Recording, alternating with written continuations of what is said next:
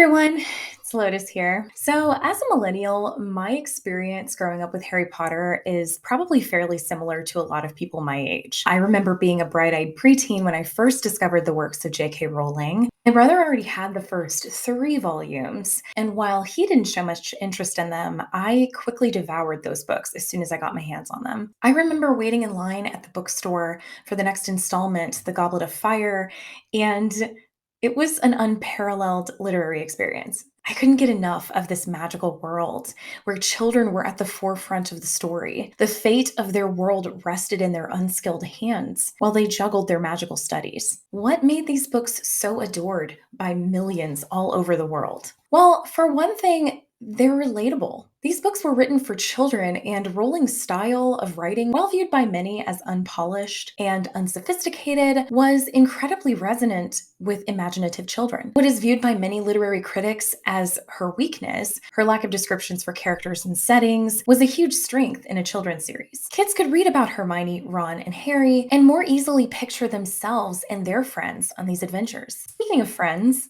one of the most appealing aspects of the Harry Potter series was how quickly and easily Harry made friends at Hogwarts. For many children, that was a wilder fantasy than being able to channel magic through a stick. Harry also collected mentors and parental figures along the way, another thing which made for cathartic escapism in young readers. The fact that they also got to be whisked away to this magical school, told they were special and could do extraordinary things, was just icing on the cake. J.K. Rowling will forever be lauded as a writer who managed to single-handedly revive the literary economy with her books. However, she is by no means perfect at her craft or as a person, and both her works and her character have come under much scrutiny over time. Before we dive into the reason behind the making of this video, I'd like to go over some of the controversies in which Rowling has found herself over the years. Please keep in mind that some of these will touch on rather sensitive subjects, which may be a cause for discomfort or even trigger a trauma response in some individuals. If you're personally sensitive to any of the triggers below on screen, please consider whether this video will be conducive to your mental well-being before choosing whether or not to continue. All right, so let's start with the strictly literary criticism that Rowling has received for her series. For one thing, the logistics of the magical system of Harry Potter has always been a point of much criticism, as it really only makes sense to children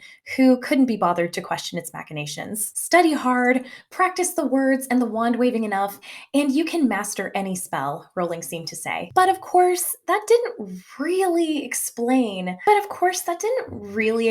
how some witches and wizards seemed inherently more capable than others. The argument that those more capable had more magic running through their veins falls short when the author also seemed to be saying that greatness could come from anyone of any background. This rebuttal took shape in the form of Hermione Granger, who was born to non-magical parents, but whose skill often surpassed that of her peers, because she took the time to study her subjects until she thoroughly understood them. But the lack of a quantifiable magic system is far from the greatest controversy the author would face. Like many writers, Rowling enjoyed expanding on her universe outside of her books.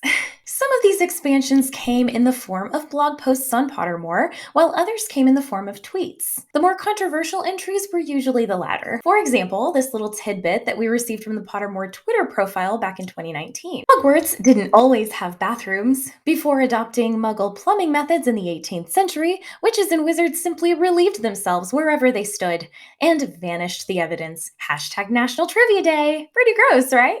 Animals are more sanitary than that. It definitely didn't make the wizarding world seem any more sophisticated or alluring than the Muggle world. Quite the opposite, in fact. And that's probably the mildest controversy that's come out of the series. From here on out, the controversies will get progressively more harmful, so hang on to your broomsticks. In an interview with Entertainment Weekly in 2007, Rowling was criticized for queerbaiting as she shared that she, quote, always saw Dumbledore as gay after her final book released. Can I just say that that's just honestly a strange way to describe your own character? You saw them as gay? I mean, you decide whether your character is or isn't gay. I understand that as a writer, our characters can kind of have sort of their own type of autonomy as they take shape in our minds. But you don't see them as gay or straight or a man or a woman or none of the above.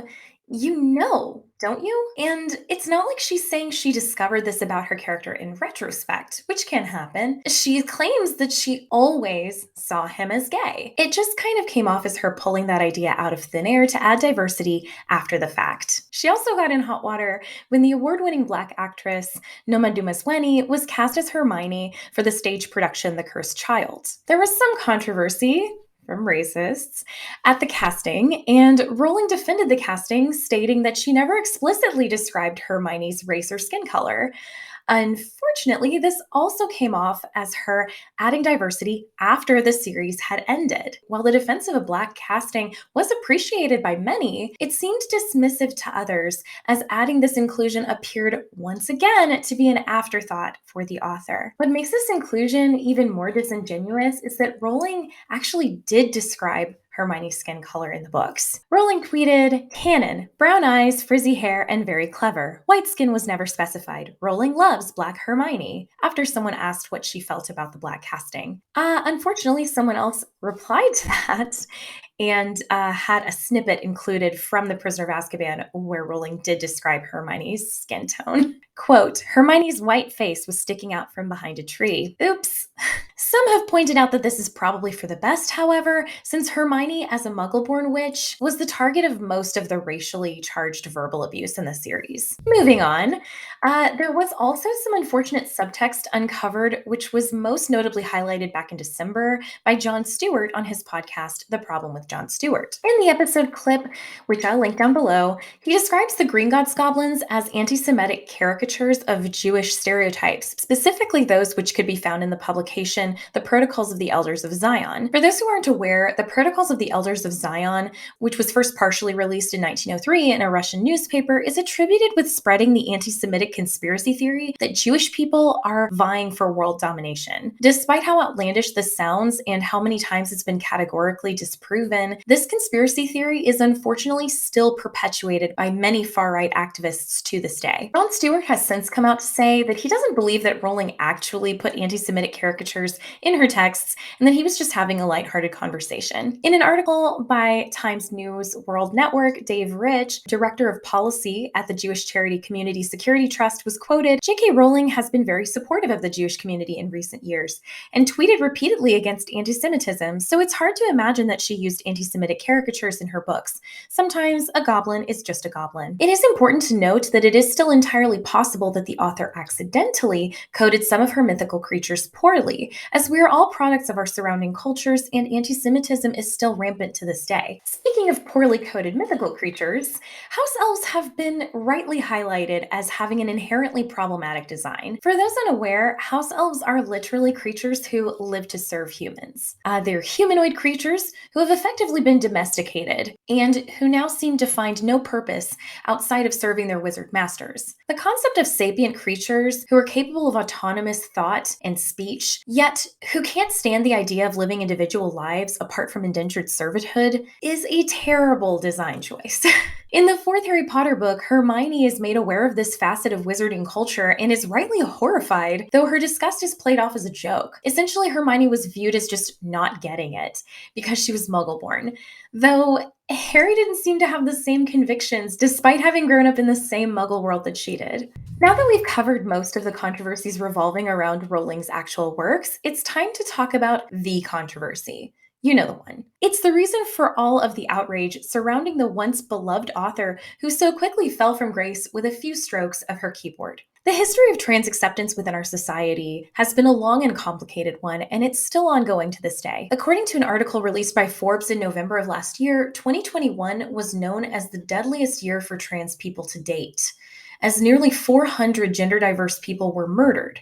These numbers were supplied by transrespect.org for last year's Trans Day of Remembrance. This is especially devastating when you learn that only about 0.5% of the United States population has been recorded as transgender or gender nonconforming. Global data is much more difficult to come by, and even that of the United States is scarce. The latest numbers I could find are from 2016, and due to the stigmatization around identifying as gender nonconforming or transgender, many prefer not to state their true gender identity. Incidentally, only about 1.6% of adolescents in the United States are estimated to identify identify as transgender or gender nonconforming, according to a study conducted in 2017 on the dangers which transgender students have experienced. What has any of this got to do with J.K. Rowling's opinion on transgender people? Well, as I stated earlier in the video, Rowling's books saw unprecedented sales. Her books have become their own franchise, with movies, collectibles, clothing, theme parks, and so much more. I'll leave a helpful link in the comments, which includes how much revenue the Harry Potter franchise brings in annually. It's one of the most successful franchises in history, currently valued at least $25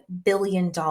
In addition to all of the reach of the Harry Potter films, merchandise, and advertising, J.K. Rowling herself has a massive online audience. As of writing this, she has 14 million followers on Twitter. That means that her words have been and will continue to be read by many. No doubt these words will impact many, especially those who are already marginalized and even victimized by society simply due to their gender identity. Even if her words are not directly hurtful to transgender and gender nonconforming individuals, they can be used to justify hateful and discriminatory ideals and actions in others who may agree with her views. If you're less familiar with what those views actually are, don't worry, I'll get into that. This spectacular fall from grace happened about the time that Rowling decided to side with Maya Forstater in her employment dispute over social media posts which were deemed transphobic. As a tax specialist, she held a government position, which means that views deemed discriminatory should typically be grounds for removal.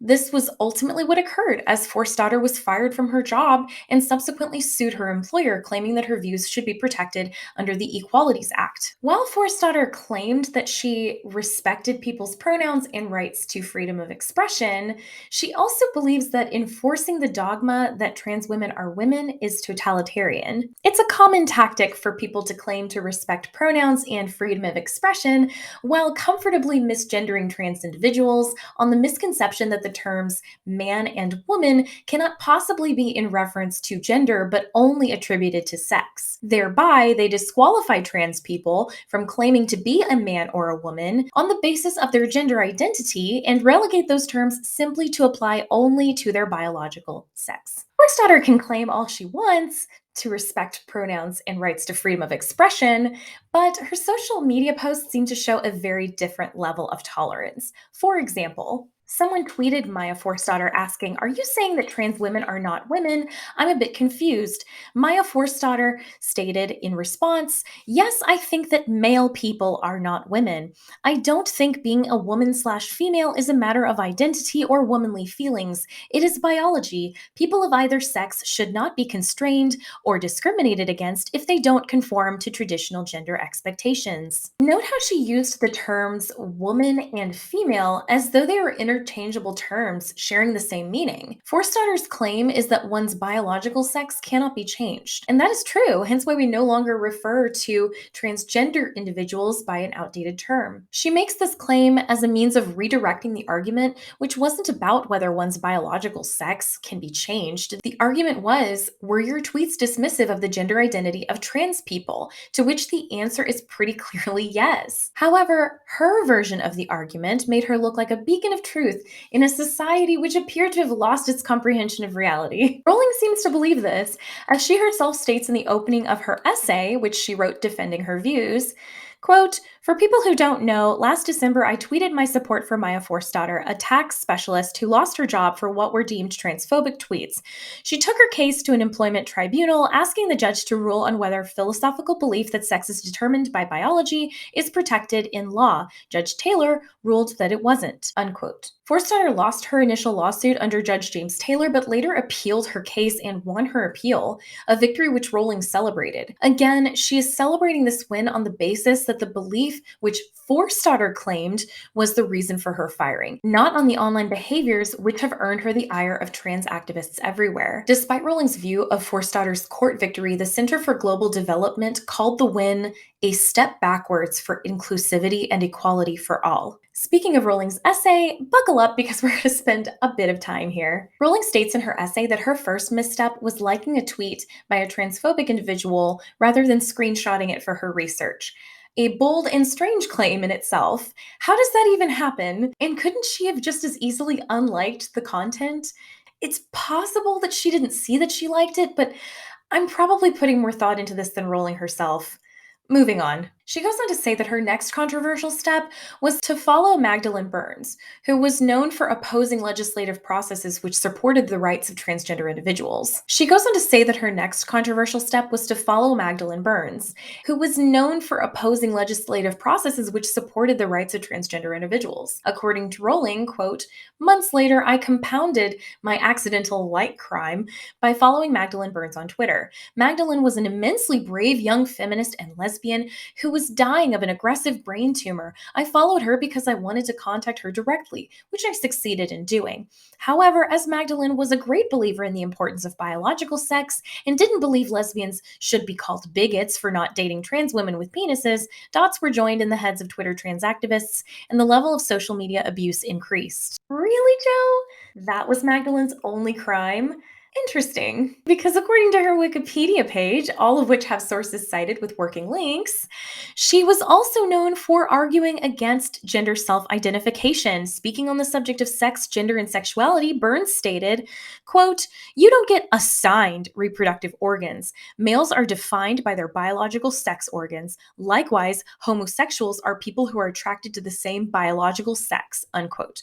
She described trans women as blackface actors and stated trans women are men, that there is no such thing as a lesbian with a penis, and that she would rather be rude than a fucking liar.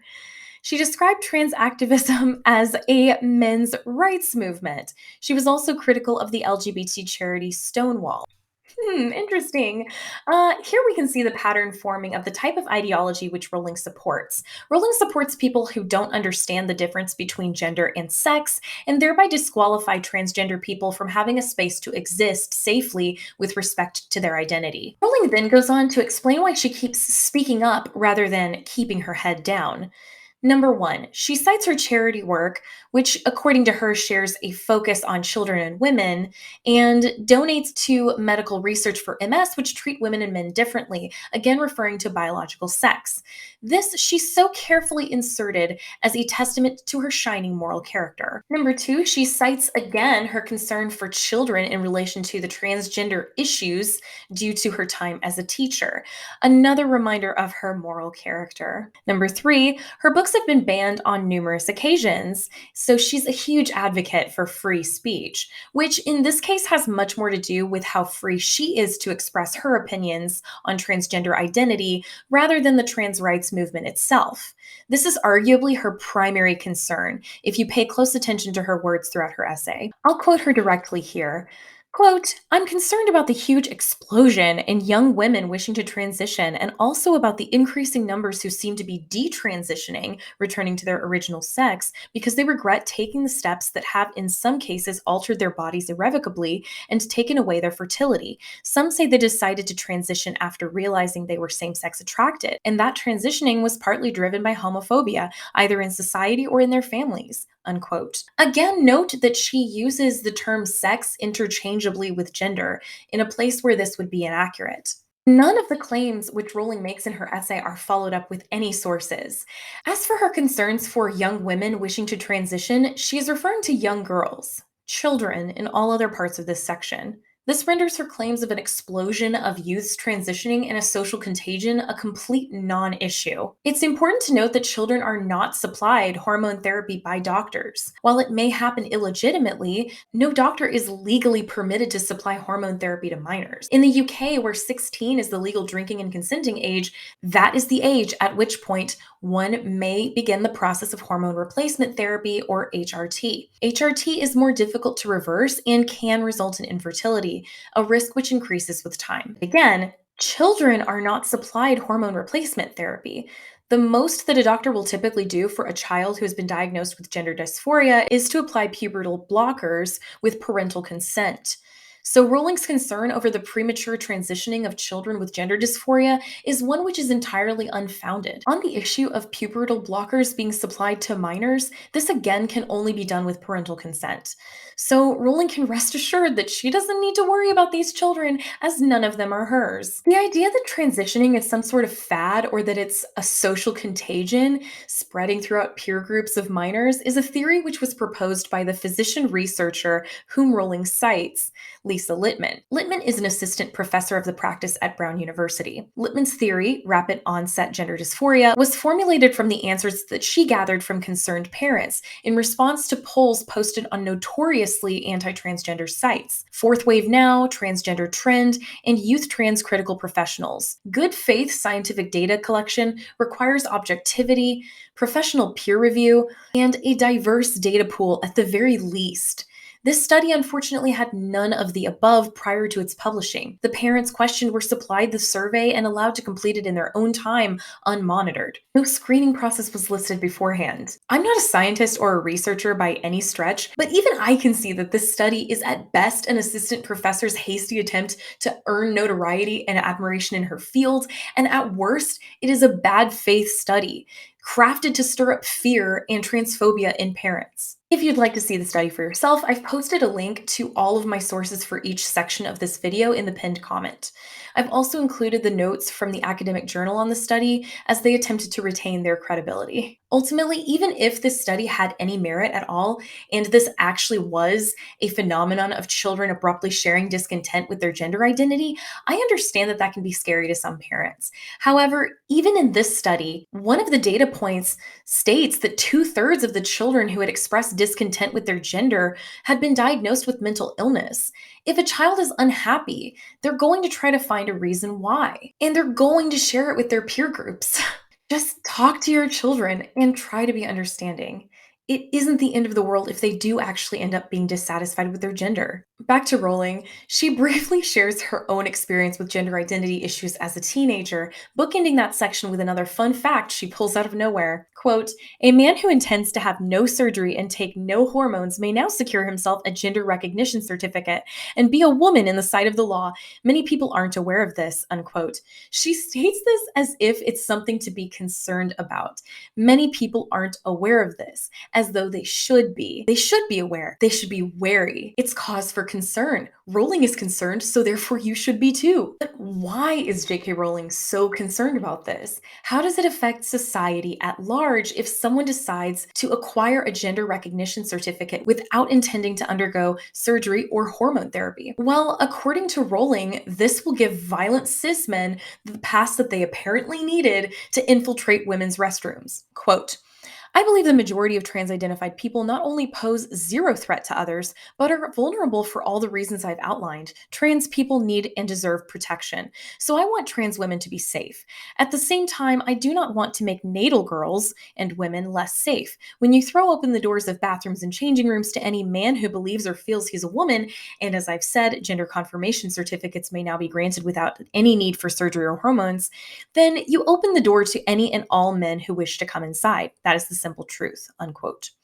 She states this as if there are guards posted outside of women's restrooms waiting to see our gender identification before allowing entry. Rowling shares that she and her daughter escaped an extremely violently abusive relationship, and I truly feel for her here. That is not an experience that I would wish on anyone, and I'm positive that the trauma from that experience is the source of much of the fear behind Rowling's comments. The unfortunate truth is that if a rapist, violent assailant, or general pervert wants to infiltrate a public restroom, he's going to do so. There are no protocols currently in place to prevent this from happening. I'd like to share that the process one must undergo to apply for a gender recognition certificate requires that applicants submit the relevant documentation, including proof that they've lived in their gender for years. A rapist or violent assailant would likely opt not to go through this process and would instead simply go into a bathroom. I could go on about this essay for some time, as it's extremely telling of the author's internal processes, and it sounds like she's deeply troubled by the experiences of her past. It's unfortunate, and I truly do feel sorry that she's had to endure what she has. However, she needs to understand her biases and how they're informing the way that she researches this topic. The catastrophization that she's done at every turn throughout is perhaps most indicative of someone controlled by fear. I can't help but sympathize for those who view others through the lens of fear and mistrust. It's the Hufflepuff in me. So, the most important question in all of this is, how do transgender fans of the series feel about Rowling's comments and opinions? Well, here are a few responses to a thread in the Reddit r/asktransgender regarding the subject. One user said, "I can't even enjoy the movies or books anymore. I just can't forget what the author thinks about people like me. It's cool some people can separate the art from the artist, but I don't want to enjoy someone's content if they're a piece of, yep. Another user said, totally ruined for me. The first time I actually defended her a little, like, give her a chance. She may not realize what she is saying, only for her to keep saying transphobic things and me with egg on my face. I just took everything Harry Potter that I own and trashed it. I may have liked it, but I'm not about to in any way support a bigot. I suppose I already have, but she isn't getting any more of my money. Another user said, from the ages of 8 to 18, I lived and breathed for Harry Potter. I can't even think about them anymore without remembering the author's hatred of us. She was my hero. I wrote fan mail to her crediting her with inspiring me to be a writer, and she hates me. It hurts too bad to revisit. But yeah, TERFs, trans exclusionary radical feminists, have embraced her like she's God's gift and suddenly become huge HP fans. I'm out of fan spaces now, but I still occasionally see TERFs loudly blaring their love and appreciation of their queen of bigotry. Another user said, I'm conflicted. On one hand, I grew up with the series in childhood, and my mom and I watched all of the movies together. My mom is my biggest supporter, especially after I came out as a trans woman. I am able to separate the artist from the art, as I still plan to cosplay Fleur Delacour in the future and have some Harry Potter memorabilia. Will I buy new stuff directly that's HP official? Probably not. Just like JSC, I won't purchase and give more money to messed up people. I'll use and keep what I have unless I can find things that would have no way of going back to their purses. But I'm very careful of groups I join on social media because after 45, I felt a lot of groups are not welcoming to trans people. These comments are genuinely heartbreaking, and I imagine that if I was personally within the demographic on the receiving end of Rowling's ignorance, I would be positively gutted. I'm not sure if I could hang up my Hufflepuff memorabilia even then, but I can't ever know for certain. And I couldn't possibly fault anyone for resorting to purging their life of every trace of Rowling's works. And yet, despite how harmful J.K. Rowling's comments are, the vitriol which she's received in response, while understandable, is at times crossing far beyond the point of equivalent exchange. It would be entirely unfair of me to tell a trans person how they should or should not respond to someone repeatedly inciting fear of their identity to an audience of over 14 million people. However, threats of violence are just simply not the correct way to respond, in my opinion. It isn't healthy for either party to resort to that, and in a purely strategic sense, it most often doesn't do anything more than make the receiving party double down on their stance and turn them into a martyr. Again, I understand that I can never understand what it's like to be in actual mortal danger simply by sharing my identity openly. I may never fully understand it, but it isn't mentally healthy for you to resort to that sort of language, even if you feel that she deserves it. I know it may be easier said than done, but I had to share my stance on that. In addition to the threats of violence, which have only bolstered Rowling's belief that she's on the right side here, back in November, a few trans rights activists actually took a selfie while picketing in front of her home, ensuring that her address was shown. I've seen the argument that her address was already publicly available, and while that is true, I and many others didn't know her address until this incident. Many addresses are available to anyone willing to look for them, but I'm going to put the definition of doxing up on the screen. To publicly identify or publish private information about someone, especially as a form of punishment or revenge. In this case, the punishment was an attempt to rile others to arrive at Rowling's home to protest her views in person. And the unfortunate truth is, no one can be certain of what would happen when a mob of angry individuals arrives at someone's home. No matter how justifiable that anger is, the results could have been disastrous. This was an act of doxing, though, as a friend of mine stated, it certainly was to be expected considering that Rowling opted to live in a tourist attraction and post inflammatory views to an audience of millions. Still, I can't personally endorse the doxing of any individual. If they're committing a crime, of course, call the authorities. Doxing just isn't generally justifiable. I've seen another concerning trend on the rise as a reaction to the controversy as well. I've noticed a ton of people responding with an unprecedented vehemence to people at the mere mention of their affinity for the Harry Potter franchise. It's a massive empire, ranking in tens of billions of dollars every year. It's got fans. And yet, to label yourself a fan of Harry Potter is to some the equivalent of putting your seal of approval on all of the worst beliefs and opinions of its author. This is the furthest thing from the truth for most fans of the property. When the controversy first broke, I recall one friend claiming the books wrote themselves in a very tongue-in-cheek way of disowning Rowling while clinging to her creation. This was a popular trend for a while, but I don't find it to be particularly healthy, even if it's all just an inside joke. We need to to face that creators and people whom we admire are fallible, misinformed, and sometimes even turn out to be downright hateful. I also saw several fellow YouTubers who were known to be fans of Harry Potter shedding their Hogwarts robes and even discarding their copies of the books on camera. Some even boldly declared that if you continue to be a fan of the series, you could be hurting your transgender friends. But how does one simply stop being a fan of something? Is that healthy? Should we gaslight ourselves into not liking something just because its creator is a divisive figure who's spreading misinformation about what it is to be a transgender person? How do we balance our support of the trans community and our enjoyment for a series which, for many of us, was key to shaping who we are today? Clearly, one of these things is far more important than the other. Let me make this perfectly clear. If we must choose between the two, then the trans community deserves our support far, far more than any fictional world. However, the question is, do we have to choose between the two? Before filming this video, I actually polled a few of my friends, several of whom identify as non-binary or transgender. I asked all of them a series of questions. How were you first introduced to Harry Potter? What do you like most about the series? Was there something about it that resonated with you in particular when you first read the books or watched the films? Are you aware of the controversies surrounding the author of the series, J.K. Rowling? Do you still enjoy the series as an adult?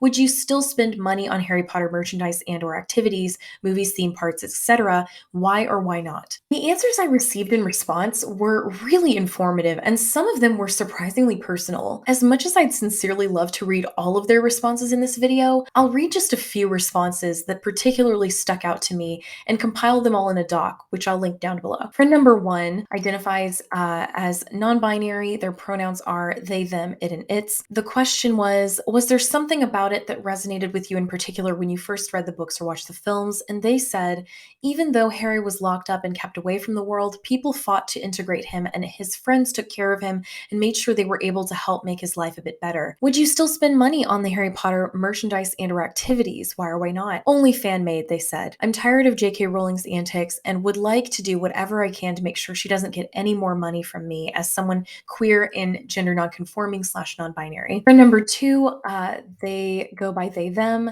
As far as merch goes, I don't think I would buy stuff again, even secondhand or from independent artists. I can't bring myself to purchase things and show support for a series that has so many issues.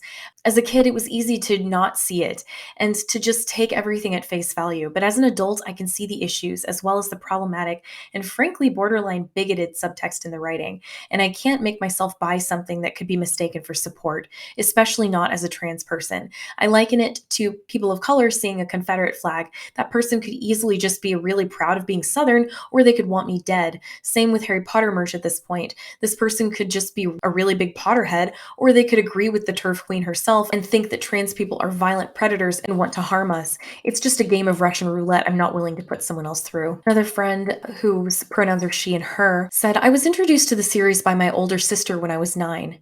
She originally read them herself without permission because my mom used to be very strict and did not like the idea of us reading about witchcraft as kids for religious reasons. She has changed her views since then. At the time, I made fun of my sister for liking them so much because I had not read them myself and just thought it was kind of geeky. One day, she sat me down in her room and started reading them out loud to me. I immediately fell in love with the books, and we spent hours in her room, with me sitting on the floor sorting jewelry beads while I listened to her read. I continued to love the series as I got older and would reread them a lot. I grew up in a dysfunctional home, and what I loved most about the books was how much comfort I gained from them. Here were these books about a boy growing up in a dysfunctional home who then found a family of friends. He found adults who weren't his parents, but who looked after him, and friends who became his siblings. And that was me. That's how I grew up. And I took so much comfort in knowing that I wasn't alone, that my friends could be my family too.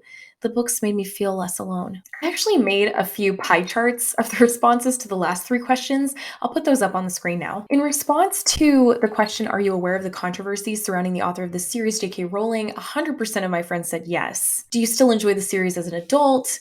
81.8% said yes, and 9.1% said they weren't really sure anymore. 9.1% said no, and 0.0% said no due to the controversy. Would you still spend money on the Harry Potter merchandise? 60% said yes, 20% said only fan-made, and 20% said no. I think these answers encapsulate how a lot of people feel about the series, especially people my age who grew up with the franchise. And now, after we've gone over all of the conspiracies, the opinions, and the data, how should we feel about the Harry Potter franchise? Is it okay to still call ourselves fans after all that we know now? Well, I think that's entirely up to you. Personally, I can't bring myself to spend money on the licensed merchandise, as I just couldn't, in good conscience, give money to someone who's inciting fear of trans people and who treats gender as a privilege. I'm thankful that my husband and I went to Wizarding World when we did, before the controversy broke, because it was one of the most magical experiences of my entire life. I may even make a video about my experiences there someday, because I'd love to share that bit of magic with you. I wouldn't trade those memories for anything, but I never could have gone and given money to Rowling with a clear conscience had I known how she views trans people. That being said, I also don't believe that policing how people respond to something is right. It may be incredibly disappointing if you're directly affected by Rowling's words and your friend, family member, or colleague continues to purchase Harry Potter merchandise or to watch the films. But ultimately, it is their choice, and many people who grew up with this material may find it to be the one singular bastion of escape and comfort in a cruel world. That isn't to say that your feelings matter less to them, but they may need time to adjust. And if their choice to engage in the content bothers you, it is worth discussing rather than cutting contact or shaming them. It's entirely possible that they may continue to enjoy the franchise, and you have to decide whether that's all right with you. Again, that requires healthy communication rather than wielding shame. Shaming others into what is deemed appropriate behavior is exactly how society always functioned prior to our generation. And in many ways, we've evolved past that. We no longer adhere to the societal conventions which confined our parents and held them to impossible and miserable standards. We can clock out at the end of a workday and not feel guilty about not giving more hours of our lives to a corporation that doesn't care about us. Growing up, many of us experienced bullying just as the previous generation had, but enough of us refused to lie to ourselves and pretend that we didn't love what we love that many of those passions which were once mocked have become multi-billion-dollar industries. We hold on to our dreams, our hobbies, the things which bring us joy, because we're so acutely aware of the horrors of the outside world and how finite life truly is. And yet, when it comes to the views of others, which we may consider morally right or wrong, shame becomes a perfectly acceptable weapon. It isn't an effective weapon typically, and we ourselves should know this best of all. If you're a fan of Harry Potter and you're looking for permission to continue enjoying the series, here it is. You're allowed to like Harry Potter. You're not transphobic for liking it. You're not hateful for liking it. You're not associated with Rowling for enjoying the series and all that it's brought you. Be aware of those around you and how they're affected by your words and actions. But remember that it's okay to lose yourself in the wizarding world. It's all right to take that train or ride that flying car to Hogwarts. We all need to look for magic where we can find it and hold on to it when we do. I hope you all have enjoyed my take on the controversies surrounding Rowling and how we should approach the fandom. If you liked this video, please remember to hit the like button or leave a comment letting me know your thoughts on this. It really helps the channel and me as a person to grow. If you'd like to see more of my content, please subscribe and click the notification bell so that you'd be notified every time I post a new video. That's it for me. I hope you all have an incredible, magical day. I'll see you next time. Bye.